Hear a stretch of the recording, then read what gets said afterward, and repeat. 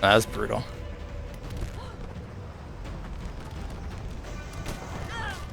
Oh my god, what is wrong with me? Okay, yeah, we're going. We're not gonna be using that footage.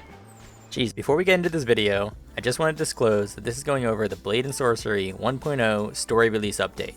As of now, this is a PCVR release only, so apologies for you questies out there. Just be patient while I keep working the Nomad update for you. So I don't like sandbox games. In fact, I don't really like physics games. Bone Lab was such a janky, unfun experience for me that I was questioning if I was even playing the same game as everyone else sometimes. I think my dislike for sandbox games goes back to elementary school,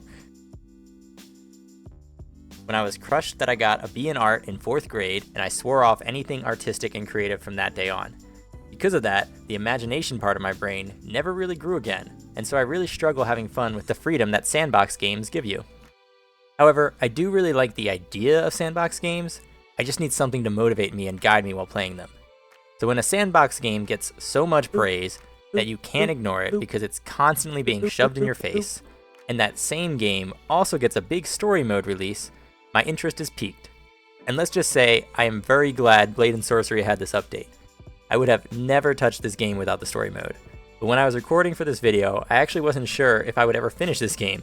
Not because it's a bad game, but because I just couldn't keep myself focused to finish dungeons in a normal human amount of time.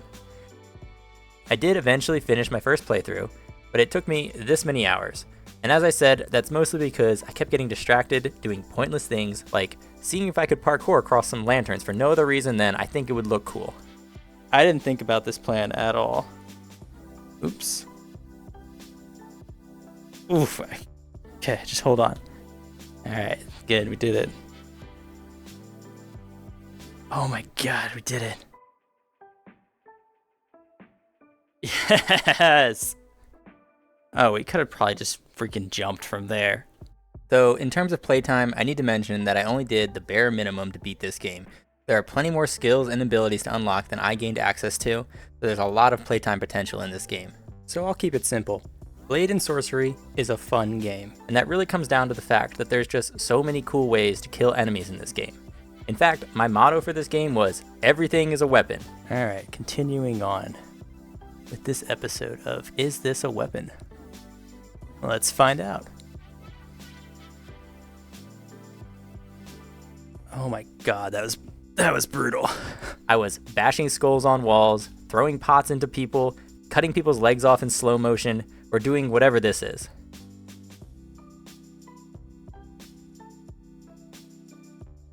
Surprise! And I want to bring this up just to say that to get the most enjoyment out of this game, you should still moderately enjoy sandbox games.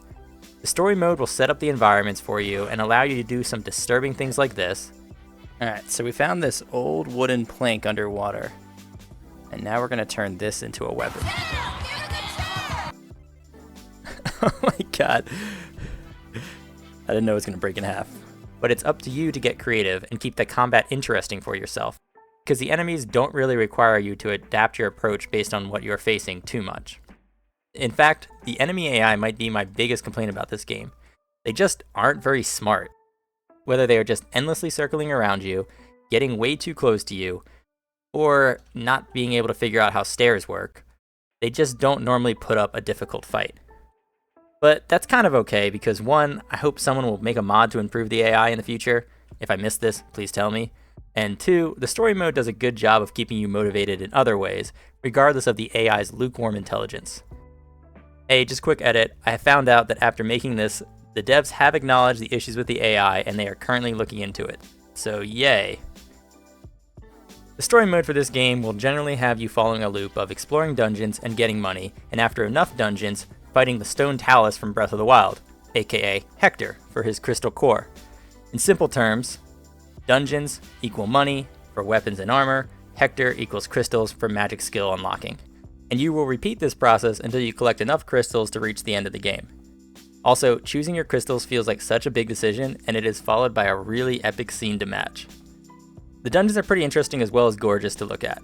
There's a nice mix of small and large areas, and there's usually a good mix of approaches that you can use to get through. You can barrel your way through everyone like a deranged barbarian, or you can sneak along some rafters and assassinate the guards before they can call for help. Or you could think of 100 other ways to clear the rooms, like Fusro dying some education into a guy. Alright, can we kill this guy with a book? Let's see. You gonna learn today? I think we just did it. It's really up to you how you want to approach things.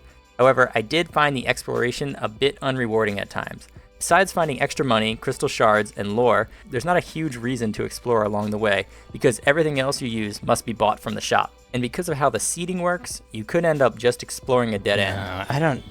Something down there? No, right? Oh my god, there is. There is something down here. Alright. Oh, we gotta try this. Alright, like 30 minutes later, I'm gonna give up on this. We did not find anything cool here. But what really kept me playing was the magic skill tree. The skill tree has some really cool and creative spell abilities, with my favorite being this giant meteor. But I also loved bunny hopping around the maps with gravity spells.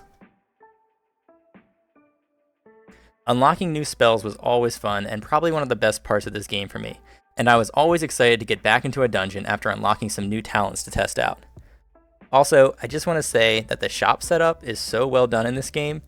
I don't know what it is, but walking around with my little basket and physically bringing my items to the shopkeeper to purchase was just such a fun little immersion thing for me. Something about just walking around in this shop and with my little basket, picking out items. Alright, I love this. I love shopping in this game. There's also a lot of small touches in this game that really make it feel good to play. You can do cool stuff like this. I mean, at least I thought it was cool. It serves no functionality whatsoever as far as I'm aware. Also, the mod support for this game is awesome. I love a game that has built-in mod support. I am not going to bother with mods if I have to install them outside of a game though, because I am lazy. But give me access to easily installable mods within the game and I will sing your praises. There are already so many mods for 1.0 and I'm sure that list will just keep growing as time goes on. Additionally, the devs have added B-haptic support for both the vest and the arms, which is pretty cool. I enjoyed playing with both pieces of B-haptics hardware and used them for about 90% of my playtime. My only issue with the haptics were they sometimes felt a little inconsistent. Like there's a reaction on the vest when you land on the ground, and it didn't always seem to trigger when I expected it to, so that was a bit of an immersion breaker for me. The story for this game is well done and unobtrusive. It's mostly delivered through journal entries and letters you find within the dungeons, so you can skip it entirely if you want to, or you can track down every piece of lore and try to make sense of it. But if your reading comprehension is stuck at a 5th grade level, like mine, your experience will probably be like this. Oh, yeah. I know some of these words. Overall, Blade and Sorcery is a great game. The negatives I mentioned are far outweighed by the positives, and I had a lot of fun playing this game. In fact, the first Hector fight was one of the coolest things in VR that I have ever done. That made me feel so good. This was so cool to me, in fact, that this footage was actually recorded a month before I wrote this script, and I still vividly remember how amazing it felt. This game really thrives off of the if you think it, you can do it mentality. So if you enjoy sandbox combat games, or like games that give players a lot of freedom, I think this will be a very fun experience for you. There are some problems with the dumb AI and the repetitive nature of the story mode, but those all fade away when you get to do cool stuff like this. Oh my god. That might be one of the coolest things I've ever done. So hopefully you got something enjoyable out of this, and as always, thank you for watching. I'm off now to go talk to my therapist, my wife, about my thalassophobia trigger after Blade and Sorcery decided to do this to me. Okay. Oh my god. I haven't been this scared of water in video games since I first discovered Subnautica. So yeah, that's it. Have a good one, everyone. Dude, this is so cool. Look at those statues, man. I love this.